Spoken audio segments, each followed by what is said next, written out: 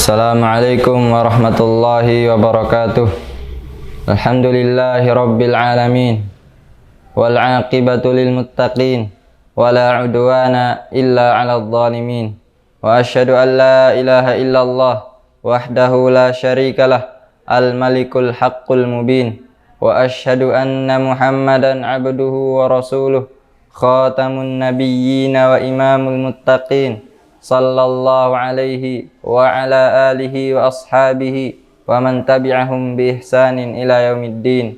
Amma ba'du. Ma'asyiral muslimin rahimani wa rahimakumullah. Allah Subhanahu wa taala telah berfirman di dalam surat Ali Imran ayat 102. Ya ayyuhalladzina amanu taqullaha haqqa tuqatih. Wahai orang-orang yang beriman kepada Allah, bertakwalah kalian kepada Allah dengan sebenar-benar takwa. Maka di dalam ayat ini Allah Subhanahu wa taala arahkan perintah untuk bertakwa kepada orang-orang yang beriman. Karena orang-orang yang beriman dengan keimanannya dapat membawa dirinya untuk bertakwa kepada Allah Subhanahu wa taala. Di samping itu, Allah Subhanahu wa taala juga berfirman di dalam surat At-Taghabun ayat 16. Fattaqullaha mastata'tum. Bertakwalah kalian kepada Allah sesuai dengan kemampuan kalian.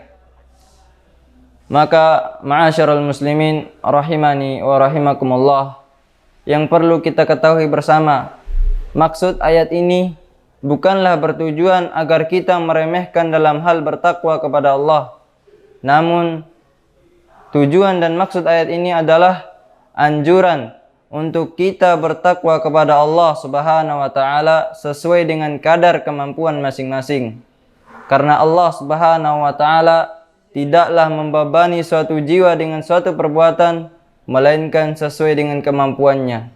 Hal ini Allah jelaskan di dalam firman-Nya surat Al-Baqarah ayat 286. La yukallifullahu nafsan illa wus'aha. Tidaklah Allah membebani suatu jiwa melainkan sesuai dengan kemampuannya. Dan hal ini juga dijelaskan oleh Nabi kita Muhammad sallallahu alaihi wasallam di dalam sebuah hadis yang diriwayatkan oleh Al-Imam Bukhari dan Muslim. Wa ma nahaitukum anhu fajtanibuh wa ma amartukum bihi fa'tu minhu mastata'tum. Dan apa yang telah aku larang kepada kalian darinya, maka jauhilah. Dan apa yang telah aku perintahkan kepada kalian dengannya, maka kerjakanlah semampu kalian. Ma'asyiral muslimin rahimani wa rahimakumullah. Takwa diambil dari kata al-wiqayah, yaitu apa yang dijadikan seorang hamba sebagai penghalang dia dari azab Allah Subhanahu wa taala. Dan yang dapat menjadi penghalang seorang hamba dari azab Allah adalah dengan cara mengerjakan perintah-perintah Allah dan menjauhi larangan-larangannya. Maka inilah yang dapat menjadi penghalang dari azab Allah Subhanahu wa taala. Ma'asyiral muslimin rahimani wa rahimakumullah.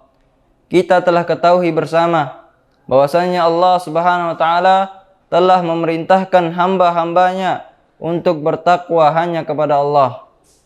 Dan yang perlu kita ketahui lagi bahwasanya Allah Subhanahu wa taala tidaklah memerintahkan sesuatu melainkan di balik perintah tersebut terdapat hikmah dan buah manis di baliknya. Dan di antara hikmah dan buah manis di balik bertakwa kepada Allah, orang yang bertakwa kepada Allah Subhanahu wa taala, Allah akan berikan ia jalan keluar dari setiap permasalahannya, dan Allah berikan ia rizki dari arah yang ia tidak sangka-sangka. Hal ini Allah jelaskan di dalam firman-Nya surat At-Talaq ayat 2 dan 3. Allah Subhanahu wa taala berfirman menjelaskan, "Wa may yattaqillaha yaj'al lahu makhraja wa yarzuqhu min haitsu lam yahtasib."